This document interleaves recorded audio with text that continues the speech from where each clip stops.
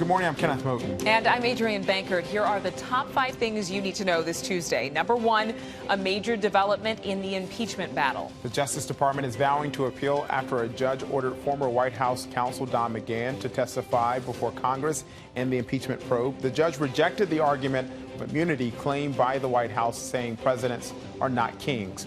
The ruling could now affect other White House officials who refuse to testify. Number 2, the Thanksgiving travel trouble. Yeah, the snowstorm that covered the California mountains has now moved into Denver. By the end of the day, it will spread into the plains and upper Midwest, stretching into Michigan. The Denver International Airport has already canceled over 400 flights. In the meantime, a fast-growing wildfire has forced mandatory evacuations near Santa Barbara, California, just as a storm being called historic and unprecedented takes shape in the Pacific. Number 3, a powerful earthquake strikes Albania. Hundreds of people have been injured in the magnitude 6.4 earthquake. At least 6 people are confirmed dead. The Army now rescuing people from collapsed buildings. An earthquake in the same area back in September damaged hundreds of buildings. And we head to Cincinnati for number 4, where crews are on the scene of a partial building collapse. 4 workers were found alive, but 1 is still missing. Last night, the search became a recovery effort. The structure came down yesterday afternoon as workers poured concrete onto its 6th floor. And number 5, there could soon be a new richest man in the world, and his name is not Gates or Bezos. Oh no, it's Bernard Arnault, chairman of the French luxury goods retailer LVMH, the parent company of Louis Vuitton, which just bought Tiffany & Co.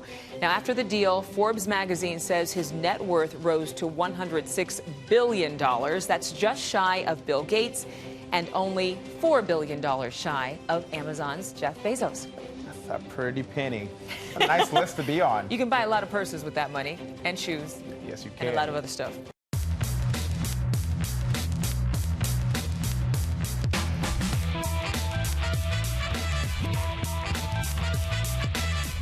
Let's get to that big story this morning. A setback for the White House in the impeachment investigation. A federal judge has ruled the former White House counsel must appear before Congress. The judge, speaking out about President Trump's effort to prevent his top aides from testifying, said, quote, "Presidents are not kings." This ruling could now have far-reaching consequences. ABC's Andrea Fujii is here with more. Andrea, good morning. Good morning, Adrienne and Kenneth. Democrats are calling this a major win and hoping other high-ranking officials like John Bolton could be compelled to testify in the impeachment hearings against President Trump. But the Justice Department has already said it will appeal the judge's order. Despite the White House efforts to block his testimony, a federal judge ordered former White House counsel Don McGahn to comply with a subpoena to answer questions before Congress. McGahn was a star witness in special counsel Robert Mueller's investigation. House Intelligence Chairman Adam Schiff announced he'll release a report shortly after Thanksgiving. He also called the ruling a very significant victory for congressional oversight and for the American people. Meanwhile, the Justice Department says it will appeal the judge's order, keying up a precedent-setting case at the Supreme Court with implications for other witnesses in the impeachment inquiry. But Schiff insists the investigative work continues, and we are learning additional information almost every day. This all comes amid growing scrutiny of President Trump's personal lawyer, Rudy Giuliani. Giuliani dismissed suggestions he'll be the fall guy for the president. I've seen things written like, he's going to throw me under the bus. Right. When they say that, I say, he isn't, but I have insurance. Giuliani, though, insists his comment was sarcastic. What do you make of Rudy Giuliani saying he has insurance? I don't know. Rudy's a great guy. Rudy was and he covered that himself. You know that. Meanwhile, sources tell ABC News the team of former National Security Advisor John Bolton is reviewing the federal judge's ruling to determine if it impacts how they proceed with the ongoing congressional inquiries. In making this order, the judge said that her conclusion was, quote, inescapable and no one is above the law. Now, if McGahn wanted to assert executive privilege to avoid testifying, the judge ruled he would need to appear before Congress to do it himself, likely on a question-by-question basis. Adrienne? Andrea, thank you so much. Well, turning to the controversy at the Pentagon, we now know the order to allow Eddie Gallagher to retire as a Navy SEAL came directly from President Trump. A day after the head of the Navy was fired over his handling of the war crimes case, the president continued to praise Gallagher. Gallagher was cleared of killing a captive ISIS militant, but convicted of posing with the corpse. Former Navy Secretary Richard Spencer told CBS News it sends a message that troops can get away with things. For the first time, animal cruelty is a federal crime after President Trump signed a bipartisan bill into law. Animal rights activists praised the legislation, which was passed unanimously in the House and Senate, expanding a 2010 Obama law. Certain acts of animal cruelty will now be punishable with fines and up to 7 years in prison. And President Trump can keep his tax returns under wraps for now after the Supreme Court put a congressional subpoena on hold. The justices granted the president's request for an emergency stay to keep his financial records confidential while they decide whether to take up the case. The House Oversight Committee is seeking the records from his accounting firm, but the president's legal team claims he is immune from investigation while in office. Next this morning, the search for answers after a brazen heist at one of the world's oldest museums. Priceless jewels were stolen from this museum in Dresden, Germany, and now officials are organizing a special team to crack the case. These are the priceless artifacts that were stolen in a matter of minutes from the Green Vault Museum in Dresden, Germany. Thieves making off with 3 sets of 18th century jewels, including historic swords, pearls, and diamonds. These objects are extremely precious because of their value, but also because of their craftsmanship, because of the history that they have embedded in it. Police have released this surveillance footage showing 2 axe-wielding thieves smashing their way into glass cases containing the jewels said to be worth hundreds of millions of dollars. The thieves certainly did some planning. This morning, authorities are investigating whether they sparked a fire in an electrical junction box near the museum, which created a blackout in the surrounding area. They say after entering the building through a smashed window, they headed straight for the display case that held the jewels. The thieves reportedly escaped in an Audi A6, a luxury car with a top speed of 155 miles per hour. A car matching that description was found on fire at a nearby parking garage. The suspects long gone. Museum officials are urging whomever is responsible not to try to break the jewels up into individual stones. They claim they'll be nearly impossible to sell because of the publicity surrounding this case. All right, in other news, Russia may be banned from competing in the next 2 Olympics. Experts at the World Anti-Doping Agency say Russia still violates the rules about performance-enhancing drugs. If the agency's board approves, the ban would also include other competitions, such as soccer's World Cup. And a man wielding a machete is dead and a police officer hurt after a drama played out in real life on the streets of Hollywood. Police say first the suspect committed an armed robbery. Then he attempted a carjacking at a fast food drive-thru. He actually was able to take over that vehicle and then smash into 2 police cars. The suspect ran from the accident on foot with the machete, then turned and started running toward an officer, chasing him into the street, lunging toward that officer who had fallen on the ground. You can actually see in this video here how close he was to striking that officer with the machete, but another officer fired at the suspect, killing him. The police officer who was injured was treated at the scene. Police believe they may have found the remains of a missing Alabama college student. 19-year-old Nia Blanchard disappeared a month ago. The remains were found in a wooded area near Montgomery. 3 people have now been charged in connection with the case. Blanchard is the stepdaughter of mixed martial arts fighter Walt Harris. And Maryland has released 3 men from prison after serving 36 years for a murder they did not commit. Then 16-year-olds, they were convicted of shooting another boy in an argument over a jacket. Their accusers recently recanted their story, and prosecutors say that they may have been coerced and that police may have withheld evidence. The state's attorney asked a judge to throw out their 1983 convictions. This journey here for us has been rough. I hate to put it like this, we went through hell. It wasn't easy. You see us out here, we're smiling. We're happy that we're free, but we got a lot to fix.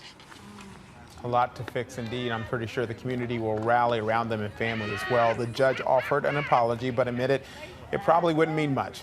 These are the latest releases stemming from a program in Maryland to free wrongly convicted prisoners. Now, frustrating to know that someone served time for something they didn't do. But then at the same time, really, really thankful for this project. And someone advocating for these innocent men. So exactly. Very, very cool. Well, coming up, a dog goes for a wild ride. How this Chihuahua got behind the wheel. It's a little scary what can happen when a Chihuahua gets behind the wheel of an SUV. All right, but first, the crackdown on protests in Iran will go across the pond for an inside look after this. Welcome back. There was a bit of a canine controversy unfolding at the White House and all over social media. It involved Conan, the hero dog injured in the raid that killed the founder of ISIS. Conan has recovered from the injuries sustained on that Delta Force mission overseas, and this morning, the dog is back on American soil, swapping the doghouse for the White House. Will Gans sorts all of it out for us. A hero's welcome at the White House for Conan, the dog who helped take out ISIS leader Abu Bakr al-Baghdadi. President Trump, the First Lady, and Vice President Pence recognizing the Belgian Malinois with a plaque and certificate for going above and beyond. Taking Conan for a walk from the Oval Office to the Rose Garden. I was told about Conan himself, and Conan is a tough cookie, and nobody's going to mess with Conan. A tough cookie for sure, and a very good boy. Or is he? Both the president and vice president using male pronouns in reference to Conan. Conan is really a hero. It's a real joy to be able to help welcome him here to the White House with you. Though some of Conan's fans say she's a very good girl. The White House offering conflicting reports throughout the afternoon on Monday. At one point confirming Conan is a good boy, which would make sense. Several outlets reporting Conan is named after male comedian Conan O'Brien. But then reporters fetching a correction to that story. Conan's a girl. But wait, update, Conan is back to being a male, per White House aides. One thing everyone can agree on, Conan, the courageous canine, is very deserving of all of that recognition. And those head scratches too, of course. And reporters also asked the president if he would be interested in adopting Conan, but the president said that Conan is not ready for retirement just yet and is technically still a working dog. Conan's still got some work to do. All right, let's move on now to Iran, where the nation's internet has been restored after the government shut it off for a week amid protests over a gasoline price hike and a crackdown on protesters by security forces. Let's go across the pond to the London bureau to our foreign correspondent, Giuliani, and a special guest there from our Tehran bureau, producer Samaya Malikian, to break it all down. Good morning, guys. Good to see you. Morning. Good morning. Hey, we're really excited to have Samaya. She just got here from Tehran just a couple of days ago, and she was working to try and cover the protests as they were ongoing. But as you say, there was that internet shutdown that took the whole country offline for almost a week. So, Samaya, just tell us quickly, there were these protests that were sort of low, simmering protests, and then all of a sudden there was that huge hike in gas prices that really kicked things off, right? We had sporadic protests across the country, but they were not so big-scaled or severe. But about 2 weeks ago, like 12 days ago, the gas price tripled, and we had lots of protests very quickly, erupting around the country. 100 cities, apparently. Yes, and within less than 48 hours, the government shut the internet, and it kind of made it almost impossible for everyone to understand what is going on. And they shut the internet down without warning in advance they were going to do it, right? So how did people react? Were they confused? So in the beginning, I was not personally surprised, because it would happen that upon protest, internet would be cut regionally, like in the specific places that people would gather and shout the slogans. They would cut the internet to prevent coordination amongst people. So localized shutdowns. Yes, but when the day after they shutting the internet, we started to understand it was not locally and it was almost everywhere. And then we realized the scale of the danger that the government has felt. And that was unprecedented, the whole country going dark. Yeah, totally unprecedented. Let me give you an example of what I went through that night. I was writing a piece for ABC News, and I drafted my piece. I wanted to file. Then I realized that I didn't have internet at my home. So I called a few friends. One of them said that he had internet. So I wanted to go there quickly, and then I realized that I couldn't use the internet, the Iranian version of Uber, because the internet was cut. So you couldn't call a taxi? That's really fascinating. I mean, from the outside, everyone was wondering, we are struggling to get information out of Iran because of this blackout. And journalists often find it hard working in Iran, right? Like, what are the kind of challenges that you face? What kind of things do you come across when you're trying to report on sensitive topics like the protests? Yeah, they are very specific moments, very sensitive. We want to remain as honest and open as we can, and there are kind of red lines we have to observe.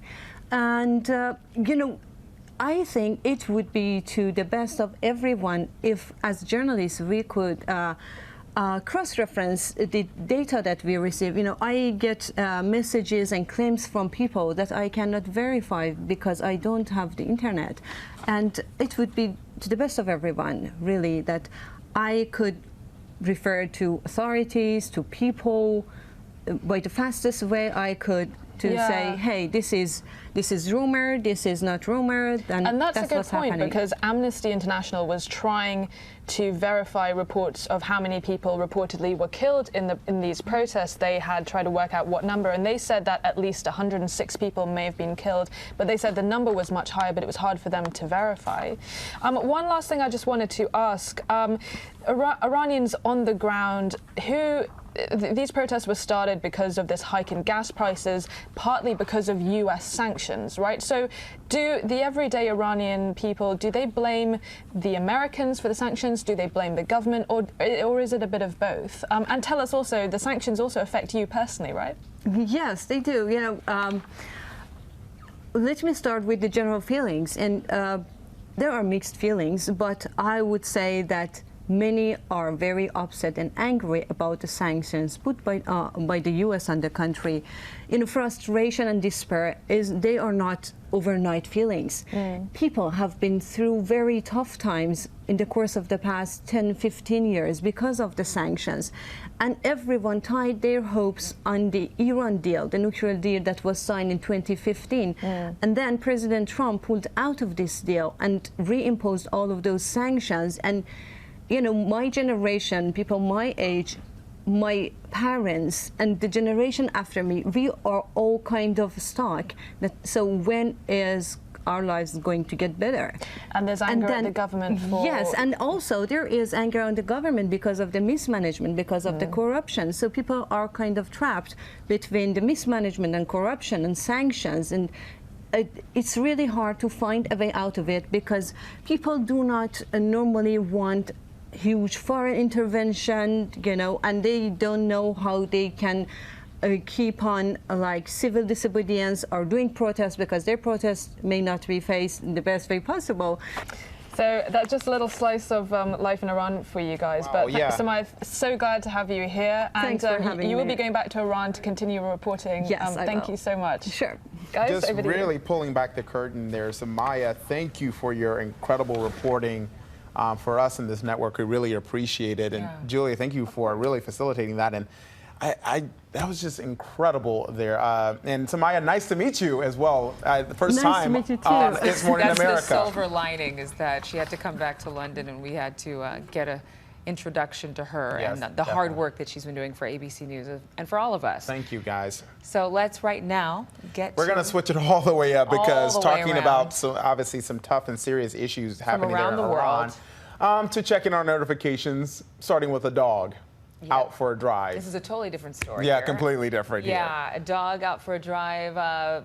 Basically, this puppy, a Chihuahua, got behind the wheel of his And we don't know how this SUV Chihuahua was able to shift or push the pedal or anything. Or just you know what it could have been? Was the engine running and the dog put the car into neutral? Very possible. Because how does the car just start going? Because the gas fuel nozzle was not in the car, so either she had just started the car. It's time to go. You see me trying to use deductive reasoning here because we're really trying to figure out how in the world a Chihuahua got a car to back up. But it looks like it's rolling into traffic as if maybe the brake was on. And yeah, well, I'm glad everyone is safe, including the Chihuahua. Oh, all right, look who else is ready for Thanksgiving. These goats having a little feast ahead of the big day. Look at this sweet little girl saying, "Here, have a hot dog bun, goats." Right. All these goats have Instagram accounts, by the way. They're famous. And they're cute as well. And they're hungry. Well, we are happy that Thanksgiving started early for those little goats. And next to a Michigan man's car that's so appealing, he earned some cash after being pulled over. Steve Brathwaite and his big banana car were near the Ohio border when a trooper stopped him. Once everything checked out, the trooper gave him $20. Because it wasn't just because he liked him. Right. It was because Brathwaite is actually raising money to drive the big banana across the country. I haven't researched this completely, but I do know that this would spark joy. So if that's what he's using to fuel his campaign, sparking joy with the big bright banana. Banana, yes. After the officer it. pulled him over, he was able to get out of that slippery situation. And a baby seal is thankful it was found in a parking garage in California. This little guy there, they were able to arrest. And then we see some video of him actually like falling. The seal is falling asleep, like nodding off and then waking up like, oh, wait. Thanks for finding me. Oh. But, you know, we all look like that around this time of morning. We're just kind of... Oh, right. We definitely are. It's been a long morning. Catching ourselves. So moving on now. How would you like to have candy, ice cream, cookies, cake, cookie dough, whatever you want? Not just for dessert, but for Thanksgiving dinner. I would take it for breakfast right about now. Give me a little boost. It's exactly what our sources recommended when Will Gann stopped by. Thanksgiving is right around the corner, as you guys know. Are you excited for Thanksgiving, Henry? Yes. It's like a celebration to eat like a lot of food. Turkeys. Like turkeys.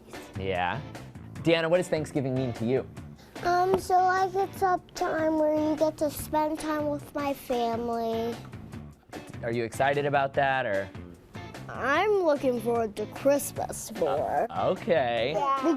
Because Christmas is more exciting for Thanksgiving. Because you get like so much stuff. I'm looking forward to Hanukkah. So let's say, all right, we're gonna have a Thanksgiving dinner for our friends and our families, okay? Let's make the menu right now. What are we putting on the menu? Gabriel. Beautiful bread. Beautiful bread. Allison. Corn on the Corn on the cob, love it. Pizza, classic Thanksgiving dish. Deanna. Thanksgiving is that's basically for every family. Turkey. Turkey, hello. French. I mean, fish. Fish. Cookie dough. Okay. Ice cream. Yes, you're just naming all my favorite things now. You can get Oreos in ice cream, like. This is at the movie theater? Yes! So should we just cancel Thanksgiving dinner and go there? Yes! I go there, I know where it is. Sorry about that. Classic Will. He said classic Will. Okay, so on Thanksgiving, a lot of people watch football. Are you guys football people? No. Sometimes. It's too much violence. It's too much violence. People can die. I still can't see why girls can't play football. Yeah. I can't. Go off. If you're watching football and they say, oh, the referee threw a flag, or there's a flag on the play, who knows what that means? Home run. Home run, home run. I have no idea.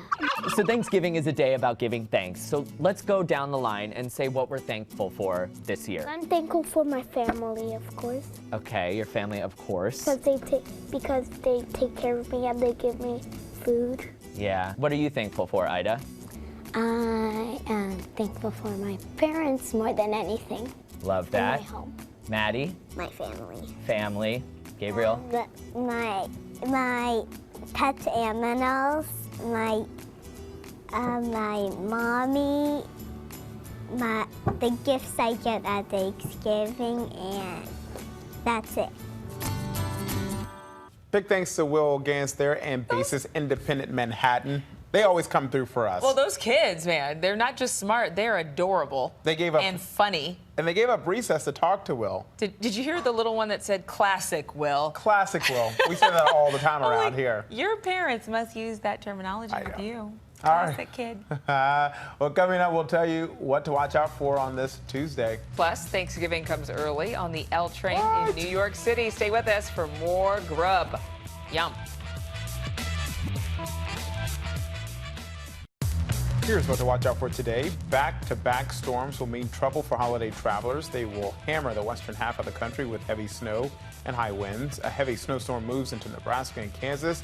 By this evening, Denver will still be getting snow while the storm extends to the Great Lakes. Hundreds of flights today have been canceled, and there's a good chance strong winds will ground the balloons in the Macy's parade in New York on Thanksgiving Day. President Trump is set to grant a presidential pardon to one of a pair of turkeys as part of a tradition that goes back to 1947. Afterwards, President Trump is scheduled to hold a campaign rally in Sunrise, Florida, before spending the holiday weekend at Mar-a-Lago with his family. Meanwhile, Democrats running for president will be on the campaign trail. Mayor Pete Buttigieg, Senator Elizabeth Warren, Senator Kamala Harris, and Senator Amy Klobuchar are scheduled to hold events in Iowa, and newcomer to the race, former New York City Mayor Michael Bloomberg, is expected at an event in Phoenix, Arizona. Plus, don't forget to tune into The Debrief for an update on all our top stories, in the briefing room for a breakdown of the latest headlines in politics.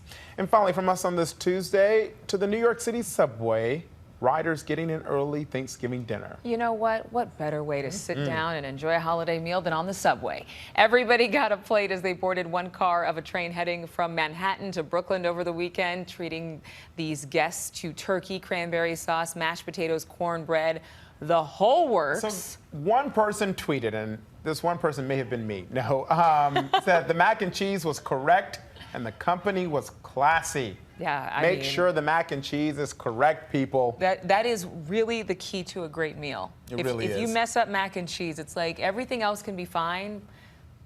It's just not the right thing. That is our question of the day. Would you eat Thanksgiving dinner on a New York City subway? Would you eat anything a stranger gave you on the subway? Would you eat on a bus?